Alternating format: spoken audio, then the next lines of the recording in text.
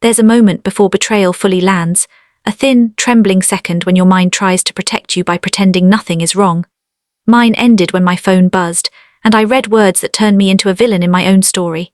Standing there in my house but not welcome in it, I understood the truth no one warns women about. Sometimes the price of peace is erasing yourself, and sometimes the price of dignity is war. Welcome to my YouTube channel Whisper Stories, where silence speaks. My name is Lucy, and I am 65 years old, and the moment my life split cleanly into before and after didn't happen with a scream or a slammed door. It happened on a narrow concrete staircase, under a flickering hallway bulb, while my husband clutched a cardboard box of winter clothes and my phone buzzed with a message that made my hands shake. "Hello, darling, your crazy mother won't let us in. We're stuck on the stairs with our stuff." That was the message my son sent to his wife. And I was standing right there. I had raised my son Daniel mostly alone. His father died young, heart attack at 48, leaving me with a mortgage, a grieving toddler, and a silence in the house that felt louder than any noise. I worked 2 jobs. I learned how to fix leaky faucets and broken hearts. I learned how to swallow my exhaustion and still show up to every school play, every scraped knee, every teenage heartbreak. I wasn't perfect, but I was present. When Daniel married Emily, I told myself I would be the good mother-in-law, the invisible one, helpful but quiet, loving but never intrusive. I had seen too many women my age painted as villains in their children's marriages, and I swore I would never be that woman.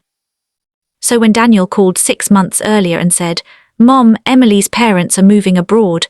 They asked if we could stay with you for a bit while we save for a house," I didn't hesitate. "Of course," I said, "this is your home." I meant it.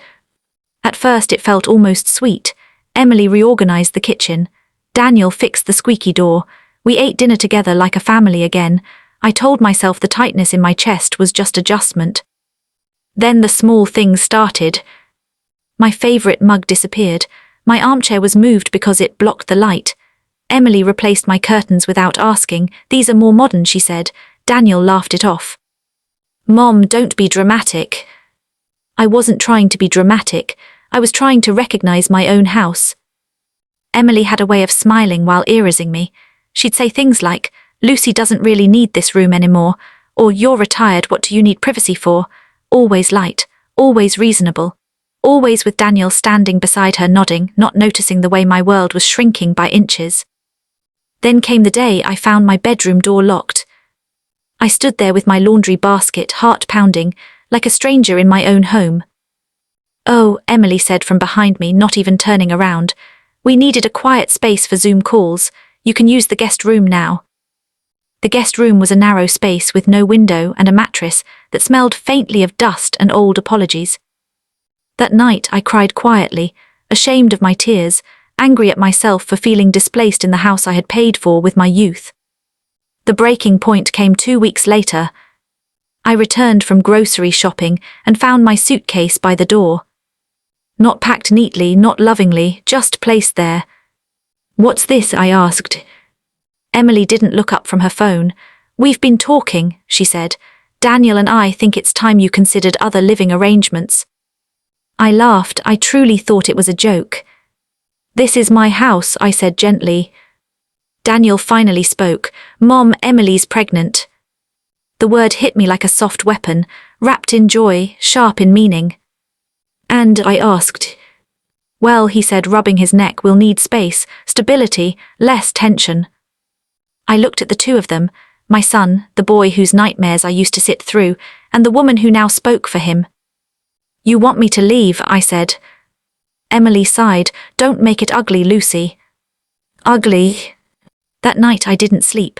I walked through the house touching walls, memories pressed into plaster, the mark on the doorframe where I'd measured Daniel's height every year, the kitchen table where homework and heartbreaks had lived. By morning, something inside me had hardened, not into bitterness but into clarity.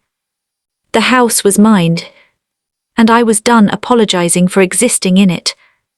I spoke to a lawyer, quietly, calmly. By law, Daniel and Emily were guests, not tenants. I had every right to reclaim my home. So I did. I changed the locks while they were out. I left their belongings neatly stacked on the stairwell, Clothes, boxes, shoes, everything undamaged, everything visible. I didn't scream, I didn't insult, I left a note taped to the door. I love you, but I will not disappear to make room for you. Call me when you're ready to speak as equals. Then I sat in my armchair, and waited. The message came an hour later. Hello, darling, your crazy mother won't let us in. We're stuck on the stairs with our stuff. Crazy. That word strung more than I expected. I imagined Emily leaning dramatically against the wall, Daniel packing, their frustration turning me into a caricature, an obstacle, not a person. The phone rang. Mom, what are you doing? Daniel snapped. I'm standing up, I said quietly. You're humiliating us. I was humiliated long before today, I replied. You just didn't notice. Silence. I raised you to be kind, I continued. Not convenient, not entitled, kind. Emily shouted something in the background. Daniel hung up. I didn't cry. Not yet. The days that followed were lonely. Painfully so. The house felt too big again, but this time the emptiness didn't accuse me, it breathed with me.